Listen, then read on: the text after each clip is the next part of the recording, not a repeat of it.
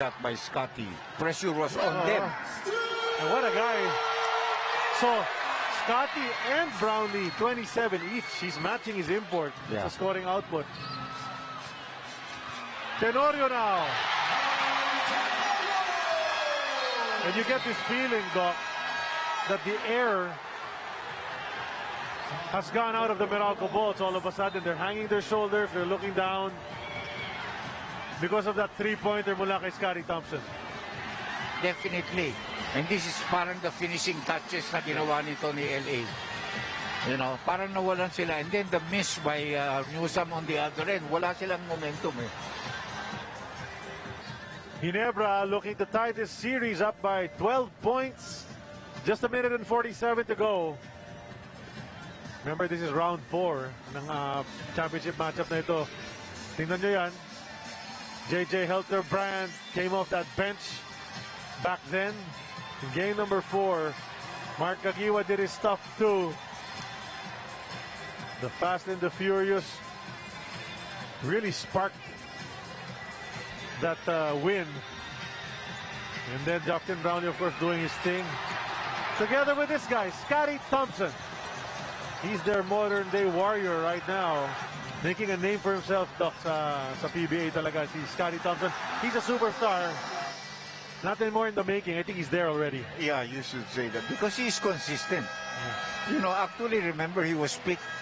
Newsome, I think, was picked ahead of him by one. Yeah, by one. Number 4 and number 5. Yeah. Newsome won the Rookie of the Year. That's right. But Scotty has won championships while Newsome has none. Yeah. And nag-best player of the conference nga siya ngayong araw, no? So, another... And maybe would be a candidate for MVP before the end of the year. Most valuable player of the year. Depending on where their team goes on the next conference. No? And of course, this is not yet over, whatever happens. Itong series na ito, medyo pwede pang humaba ito. Well, binigyan si Maliksi ng time. And now he gets it.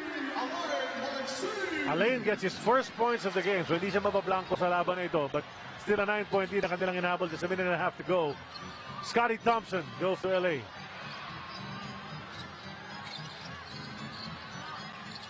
Well, Meralco not going down without a fight. In the lane, Aljon Mariano, his first actually in the game. Oh! You know, LA with another big basket. well, I think it's safe to say, Doc, three-pointers have really given Ginebra this edge sa laban na ito. Especially in the first quarter. Yeah. Kasi tabla tayo doon, but they had 4 more 3-point shots. So that's 12 points. And that's a foul. But a foul to give yet. Meron pang foul to give si ang Meralco. Kasi pang ilang 3 points na ng Ginebra yan sa game na ito? Tanong natin. That's 13. 13 3-pointers. Eh, yung Meralco parang 3 o 4 lang eh. Di ba? O 5 na ngayon. 6 na. Oh, kasi nakadalawa na sila dito sa fourth. Bishop did not have a lot of, you know, what he usually... I think he has only 1 3-point shot. That's a timeout. Hindi may pasok ni Thompson yon. So we'll take a short break. Last 56.6 pag sa amin po babalik. Is Marco.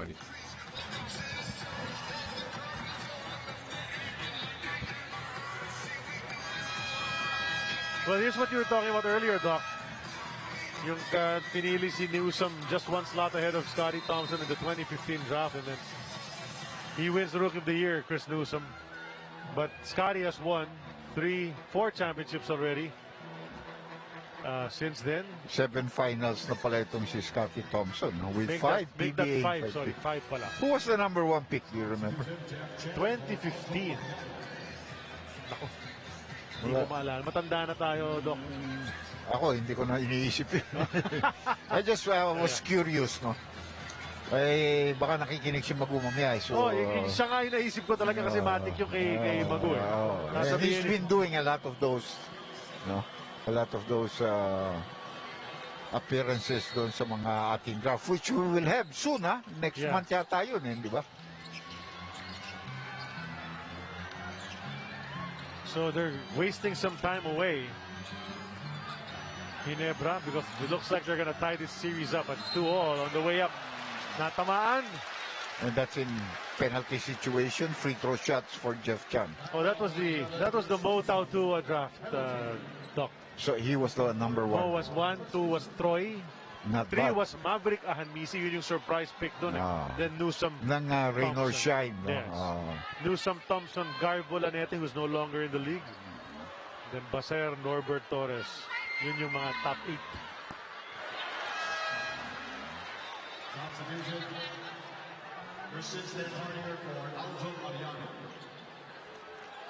At may nag-text agad na mga kaibigan natin. Tao 2 ang number 1. Thank you sa lahat. Ngayon, si Joanne Natural, yung ating salamat. producer na mimiss ko Happy na nga birthday siya. lang yan. Happy birthday, Yes, Joanne. yeah. We miss you. You know, you've been taking care of us. 94-84 is the spread. 30-second timeout with 43.8. And of course, some learning moments, teaching moments.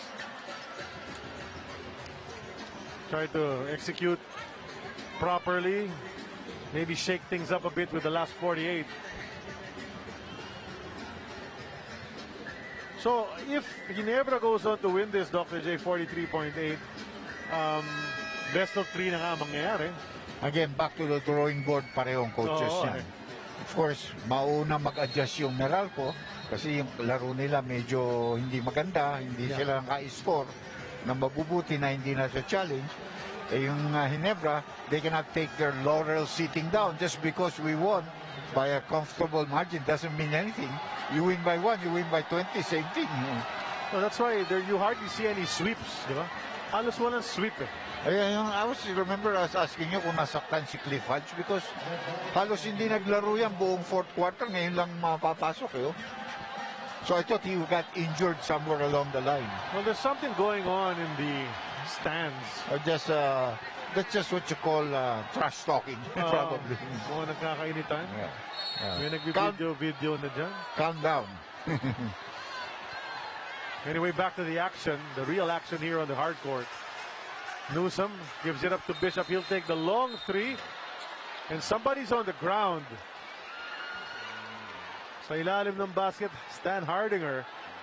It takes a lot. It takes a lot to knock down a guy like Christian Stan Hardinger.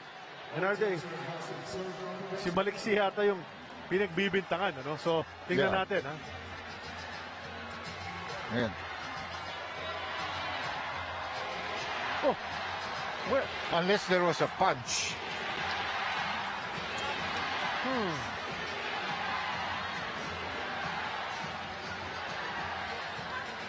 I don't know, but that wasn't the right angle to determine anything. But they're looking at all the angles, itong mga referees natin. Another review. Panayang review. Yeah, let's watch it.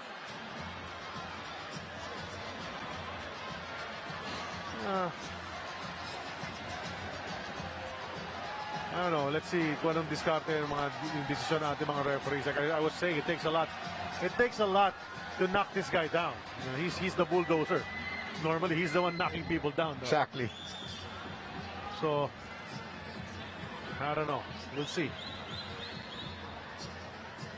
So Tenorio and Maliksi in a conversation right now. But the rest of the Bolts are huddled up, discussing what to do. You can see there on the left side of your screen. Yeah. Inuunahan ni Stan Hardinger because Maliksi was cutting to the basket. And then all of a sudden, he just crumples to the floor. Now, let's see what the hatol. Yun na nga. Parang pupunta na sa free throw line dito eh. Oh, tatawagan na. Flagrant 1 on Alain Maliksi. He has to sit on the bench for 38.4. No more. Next game. Next game. Hindi siya pwede mag-start Pero sa next game. No, hindi carry over yan. Hindi carry over. 3 minutes of this game. Ito na yun eh. Ito na yun. Unless he's suspended. Yan. Di ba? Unless you're suspended. Yes. If it was a flagrant foul too, i-review yun. So, antindi ha. There was I mean, even the video didn't clearly show what happened. And Well, for you to knock down this guy, as I said, you know. he might have thrown an elbow and this guy just made sure that nakita nila. Speaking of great shooting from Ginebra sa gabing ito. Yeah, even Stan the free Hardinger's- throw. 3 out of 3. Exactly. Pasok ang free throws ni Christian. But then, mukhang pinansin kasi natin, Doc. Yeah. Sasabihin nila. You cannot stand prosperity. Oh, exactly. Wala eh. Sabihin ng mga fancy Christian, binati nyo pa kasi. Got nothing to do with that. So it's an 11-point lead, looking to build on that because of the extra possession. They don't even have to shoot, and I doubt they'll really shoot unless it's necessary. So Menyov na ba si Coach? No, I mean to say they'll shoot, but they'll take their time. Christian jumper. That's a miss, and a rare miss for him because he was hitting that mid-range several times sa laban ito. Newsom will stop and pop from 3. Way off ang tira. That's the way the cookie crumbles for Meralco. Yeah, so it's gonna be a 2-all series. Best of 3 na tayo. Starting on April 17 on Sunday.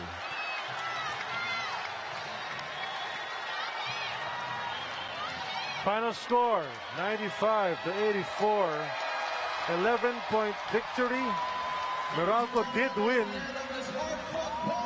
the fourth quarter, but they got themselves in too deep a hole in that third. Kaya naman, 2-all ng ating series. 95-84. So that does it for us. Maraming salamat sa inyong panonood.